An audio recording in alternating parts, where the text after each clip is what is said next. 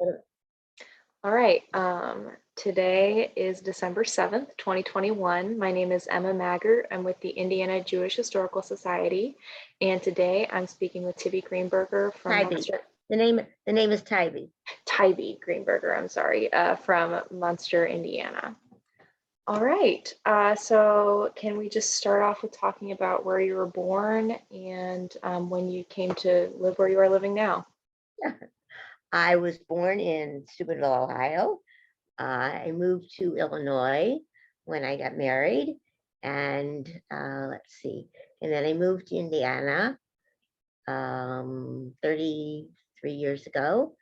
But I had been a member of Temple Beth for 63 years while I lived in Illinois. We were right on the border and belonged to Temple Beth.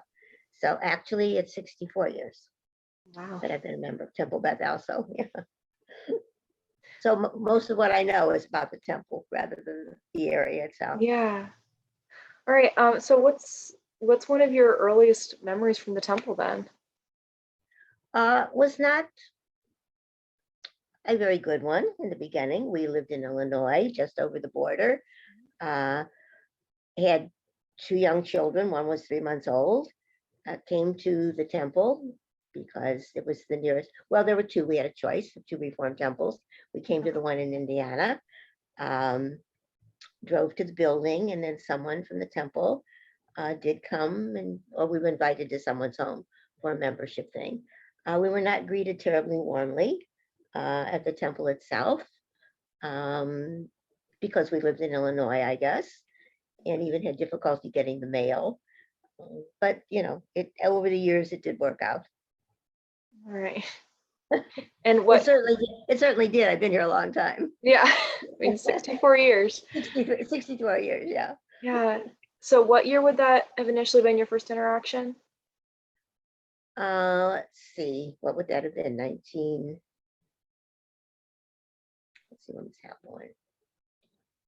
1957? Would that have been 50? Whatever was 60, whatever, yeah. All right. Whatever 64 years ago. Yeah. All right. I only remember because my son was 3 months old and he's 64 years old. That's okay. That doesn't make it easier to have a child, somebody's life to base it off of. So you lived in Illinois, but you chose to go to a temple in Indiana. What factored into you making that choice? Well, I wanted a Reformed temple. It was, there was one in Illinois. I think the one in Indiana was probably closer. And we made that decision. A neighbor and I, who lived down the street, she had 3 little girls, I had 2 little boys. We put them all in the car and we went to seek out Temple Beth. Right. So your involvement in the temple over these years, from the very beginning, what was it like getting involved in the temple culture? I think because of the children, it was the religious school in the beginning and other events in the temple. My husband became quite active, served on the board many years before I did. So yeah, so it was, I guess we pushed it because we wanted to be involved. Yeah. Roughly how many other families with children your age were involved? At the time? Yeah. At Temple Beth? A lot. A lot. Yes, my son's confirmation class had, my older son, confirmation class, so both the boys had a large number of students in it. Oh, that's nice. Their pictures are on the wall in the temple from all those. I don't know if you've been there, but I have not. No. Yeah. That's nice that there was a large group of them. So once you're involved in that, and with you said it was mainly like the temple school, and that's what you wanted to be involved in originally? Yes, I taught religious school. Okay. For a number of years. The rabbi at the time had more confidence in me than I did at the time. But yes, I taught religious school for quite a number of years. That's great. Can you talk a little bit about that? Let's see. It was a warm community. The religious school staff was a warm community. we did a production each year. The religious school staff put on a production each year. The temple throughout the years put on a lot of productions, musical productions, where somebody so made a parody on something, and men and women of the temple participated. It was always a fundraiser and always a very hilarious evening, because these men would try to dance. There was a woman who tried to choreograph them, and yes, I believe that there are. I turned over some pictures and programs from those to the temple, so they are there for the historical society. Yeah. That's great. How many years did that go on? Oh, a good number of years. They did. They didn't do it every year. It was a huge undertaking, and people were working and all of that sort of thing.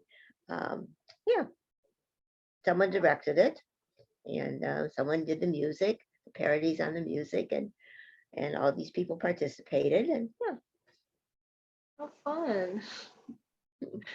So you had that fundraiser. What other types of fundraisers were organized? did the temple have? They had a company that came in every couple of years with an art show with paintings and sculptures that were for sale. They also did what they called, I don't remember what they called it. They didn't call it an ethnic fair. I can't remember what it was, where we had all different kinds of foods and people could come in and sample them and then buy them. And we would make, yes, I don't know if you're familiar with the term blintzes, but they're like crepes. And we would make hundreds of them, and people could eat them there or buy them and take them. Yeah, it was did all kinds of things in those days that people today just don't do. They don't have the time nor the interest, I guess, Yeah. which is sad. It is sad. It is. It really is. I know that my own children don't have that. My daughter-in-law does, but for the most part, my children don't have that kind of interest in those kinds of things today. Yeah, it's really a shame. It is. Was it mainly temple members that were coming and like attending these performances and buying the food, or The the performances, yes, the performances were mainly temple people. As far as the art show, that was open to the community. This fair where we served all these foods, that was open to the community. I mean, I would assume the shows they put on were too, but they were always capacity because of just temple members and friends of people who were participating in these fabulous productions.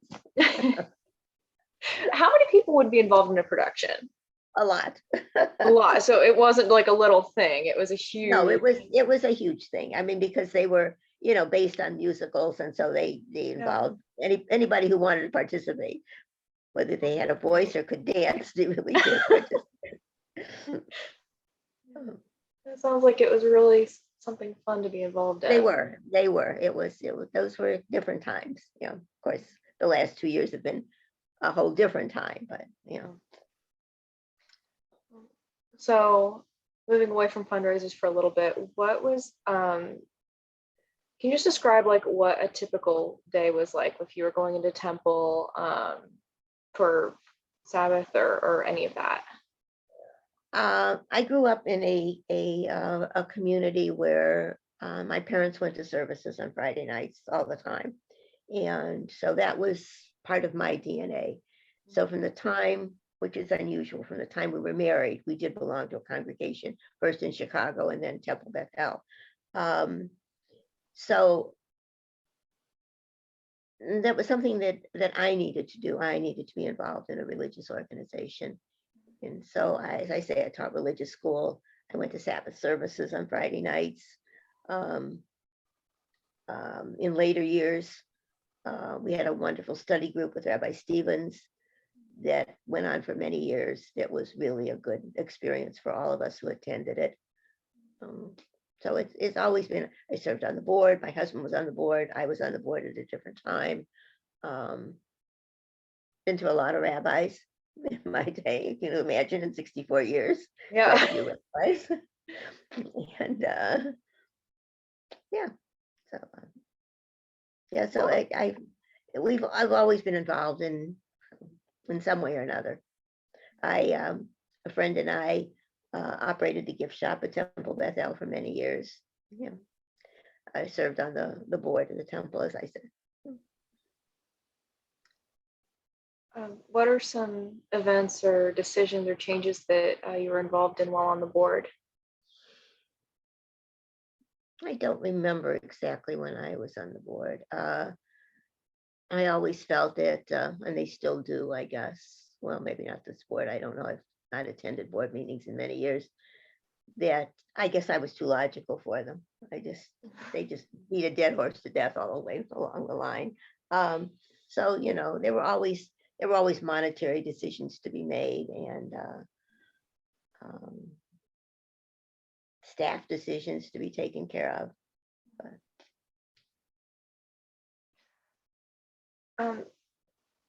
Did or does Temple Bethel, is there like involvement with other temples in the area or congregations in Chicago or things like that? In the area, there are, yeah. Actually, it's a joint religious school. It has been. It's a joint religious school now, and Temple Bethel is in the. Well, we share a rabbi with Temple Anchi Shalom, who was in Baltimore Olympia Fields, maybe it was. Yes, we are sharing a rabbi at this point. They do not have a building any longer. Their building was sold, so we do share a rabbi, and it's an interesting time in the history of Temple Bethel. And So as I say, we've been through, when I first joined the temple, the building was fairly new, and then the building was sold. We were on the move for several years. We operated in a church, in a school, before the building that we're in now was erected. Oh, wow. Yeah, And it's been a lot of transitions in all these years. so you said that when you joined, there was a lot of families. So throughout the transitions, did the size stay roughly the same? The size of the congregation did until, I'm not certain how many years ago, Emma. It is smaller now. It stayed constant for a long time. There's not a lot of draw for young families, I guess, to come to Northwest Indiana, or young Jewish families anyway. And if they do, they're not totally involved. They will send their children to religious school, but they're not involved in the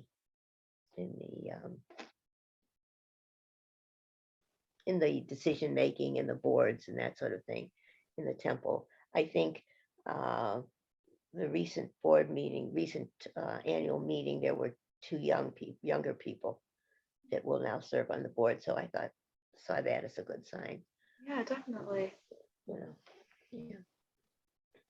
But yeah, it has evolved. I mean, when people with children were very active, and it's different. Families are different, lives are different today. It's totally different circumstances. Yeah. So with there not being much draw, by that, do you mean job opportunities, or can you explain that a little bit more? I don't really know. I mean, certainly it's easy access to the city. I mean, that was one of the reasons when I moved to Indiana from Illinois. I was still working, and I was teaching in Illinois, so I had to have easy access in the winter to get there. I needed easy access to the city because I was very involved. I still am. Well, not so much the last 2 years with things in the city. Okay. And so people who live here do have easy access to the city. I mean, it's not very far on the expressway. The train runs. So I would think housing and taxes are less expensive in Indiana, but it's just not. It does not seem to be a draw for especially Jewish families today. Interesting. And it has, the Jewish community does have a lot to offer. There is a Reformed temple, a conservative synagogue, a Chabad, the Jewish Federation, which is very active. So I mean, there is a good Jewish community here. It just hasn't grown or isn't growing. Have your children moved out of the area, or are they still involved? No, my children do not live in the area. Okay. It's interesting to kind of watch that, who stays around, who leaves. That's a Well, factor. as I say, I grew up in a small town, and for the most part, those of my generation all left. I mean, um, we were a first generation to be um, truly educated. So we would, most of us, the Jewish community anyway, we all left for different colleges everywhere, and a couple of them certainly ended up back there, but most of us didn't. Where did you go to college? Ohio State, Oh, nice. Columbus. Yeah. And you mentioned you're a teacher. So, I taught school. My degree was in social work, and I okay.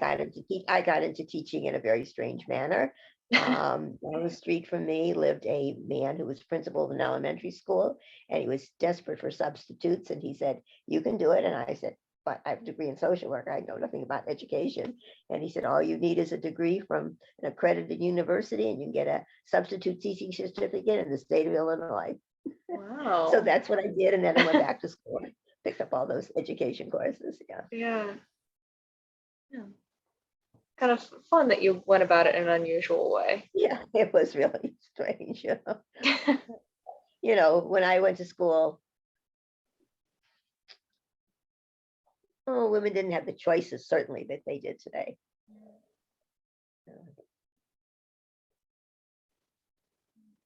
You were a social worker, you were a teacher, you were a nurse, basically. There were very few that went into medicine or law in those days. Mhm. Yeah, things have certainly changed. Um, so your involvement in the city, and I assume you mean Chicago by that, Mhm, um, was trying to think of the appropriate way to frame this. So you were very involved in Temple Beth in Indiana, but mhm. you were in Chicago a lot. Was there any specific identity that went with you? Like, were you involved in Jewish organizations in Chicago, or that was something totally unrelated? Yeah, unrelated. It was theater, it was arts, it was that sort of thing. Yeah. Okay. There were certainly, at one point in this community, there were many Jewish organizations beside the synagogues and temples. Mhm. There was Hadassah, which does still exist to a certain extent today. Hadassah. There was B'nai B'rith. There was Ort. Um, Council of Jewish Women was in Illinois, not here in Indiana. But yeah, and those, except for Hadassah, which does still exist today, the other ones have disbanded. I believe the same thing. There was also Men's B'nai B'rith, and I don't know what else. Yeah. So as I say, people of your generation and my children's generation just don't participate in those kinds of organizations. They're willing to donate their money, but not their time and their energy. Disappointing. Yes, I have a daughter-in-law who is very involved, though, with her Jewish community. She is. Yeah. Great. Where does she live? They live outside of Boston Okay. in Natick, Massachusetts. Mhm. Yeah. When your children did still live with you, what sort of things were they involved in? Were they involved in Jewish organizations or sports or theater, things like that? Well, they were both bar mitzvah. They were both confirmed from Temple Beth. As far as Jewish organizations, no, they were involved in many different things, but not necessarily. The youth group from the temple, they were involved in to a certain extent. But once again, that there was that division that they lived in Illinois, that we lived in Illinois. It went on for a very long time. And Yeah. but they did have friends. Yeah, they did have friends through the temple. Mhm. But yeah, and once again, once they left for school, they really didn't come back. Well, my one son is in the Chicago area. Relatively in the area. within 5 hours. He's in the Chicago area. Yeah, he's in the Chicago area. And my two older grandchildren both live in Chicago. Oh, that's nice. So you were in teaching and social work. What was your husband? What industry was he involved in? My husband was an engineer, an electrical engineer. My husband passed away very young, but he was an Sorry. electrical engineer in Chicago. Yeah, he had an office in Chicago. Yeah, yeah.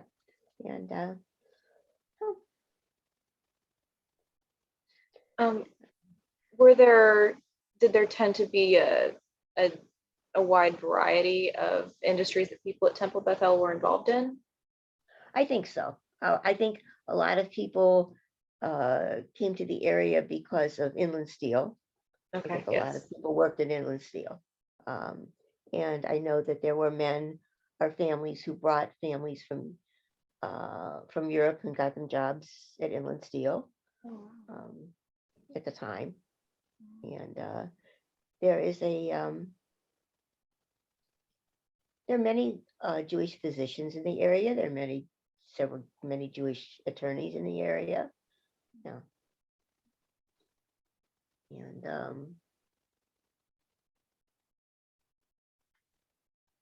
I think that the steel mills are what brought people to the area. And of course, there was a large retail presence in the area that were Jewish-owned businesses. In Hammond. Oh, in Hammond, yes. There were a lot of them. Did you spend much time in that area, even though you lived in Illinois? Well, yeah, they were lovely, lovely stores. I mean, we were just over the border. Yeah. You have to realize where we lived. We were just, not very far over the border. And I mean, where I live now in Indiana, I can walk into Illinois. Well, I'm a walker, so I can walk. It's not very. It's like a mile and a half or 2 miles, and I'm in 2 miles, and I'm in Illinois. But yeah. So. So, what were some of the Jewish-owned retail stores? Oh, there were a couple of lovely lady stores. There were a couple of men's stores. I mean, there was Rothschilds and Rosalie and Fox and Magdamans. And yeah, I mean, there were lots of them in Hammond, which was a good sized city. It still is, I guess. And those businesses are all gone. So would this have been like through the 1960s? They were still present down there? I'd say so. Yeah. Yeah, through the 60s. I'm not sure when it started to deteriorate. There was a Goldblatt store there. There was Sandler Shoes. There are the people in the area who are more familiar with those than I was, but those were all there when I lived in Illinois and shopped in Indiana, because they were lovely, lovely stores and weren't that far away. Yeah, it's nice to have access to all of that, and all Jewish owned. And they were privately owned stores, and things were lovely. And as I say, it was a different time, different era. And you don't find those kinds of businesses today. Those mom and pop, they just can't make it. It's sad. It sounds like it was so much nicer then. It's something that you don't know. I mean, it's not that you would know about, And I don't know that that my children, who are certainly older than you are, that my children even remember that. I don't know that they do. Where my son in Massachusetts lives, there are a lot of still in his town. Well, these small New England towns have some privately owned shops that are lovely, but that we don't see here. You see them if you go to Crown Point, if you go to Frankfort, Illinois, which is not that far away. There's some lovely independently owned stores that still exist in those small towns. It's good they exist somewhere. I'm sorry, what did you say, dear? It's good they exist somewhere. Somewhere. Not entirely wiped out of existence. Yeah. So there is and I had an email from Linda Dunn that there are all these photographs at the temple, and I thought that laying out, and I know that I could identify a lot of those people, so I'll try and get over there one day and look at Yeah. them. I know they were out at one event we had at the temple a few years ago, and I remember that I knew a lot of those people. So if I can remember their names, that's the other thing. When you get to be my age, I can remember the faces and what they did, but I might not remember their names. No. Well, it's still valuable to be able to attach something to the photograph so we know what we're looking at. But there, so I need to go over there one day and look at something and Yeah, see if I can help with that. that'd be excellent. So, like to briefly describe just the essence of Temple Bethel as a whole, what would you say? The essence of Temple Bethel Yeah. today or a few years ago? A few years ago, I would say it was a very warm, welcoming community. I felt it was. And I think because of the pandemic and the change in demographics, I'm not so sure it still is. Well, part of it is, I have to back up on that.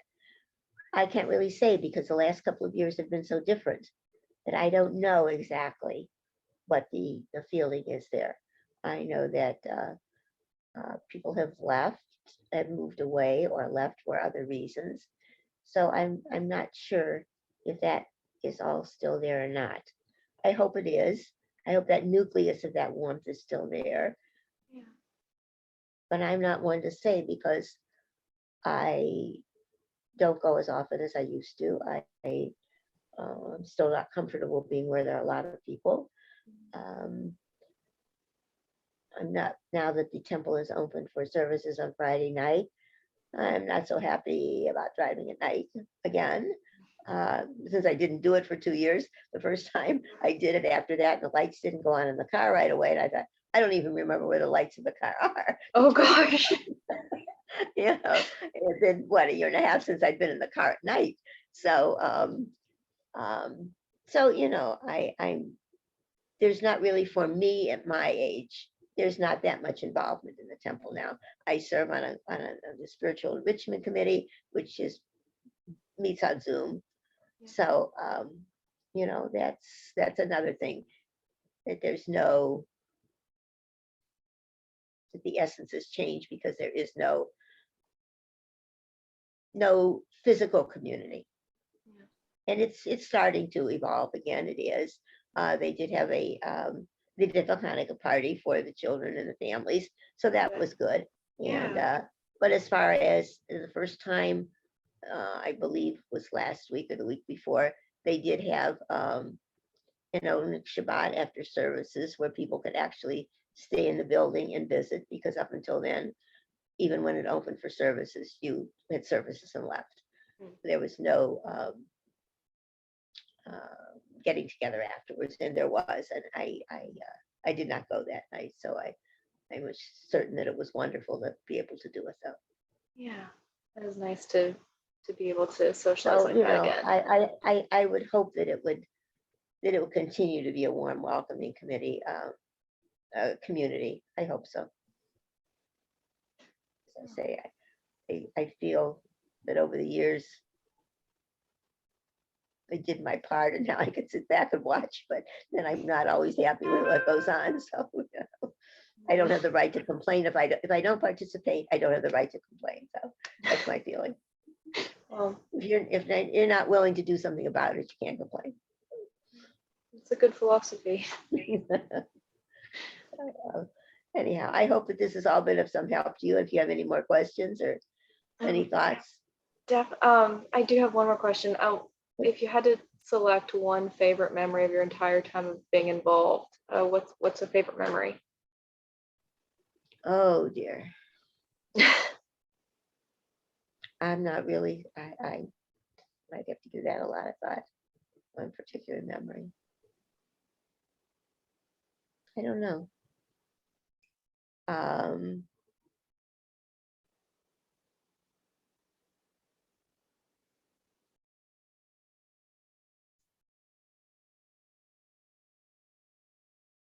they were good memories with my children there, with their bar mitzvahs and confirmation. Um,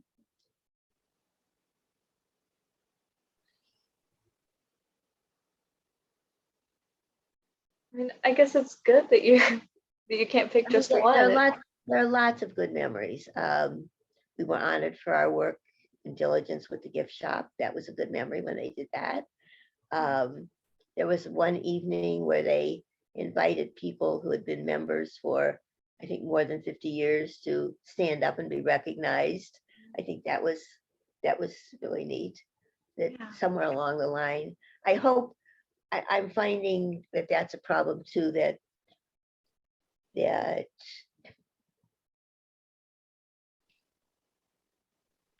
there's that the older people have been forgotten. I have felt that for a few years with the temple, that the older people have been forgotten. And yes, the young people are important, absolutely.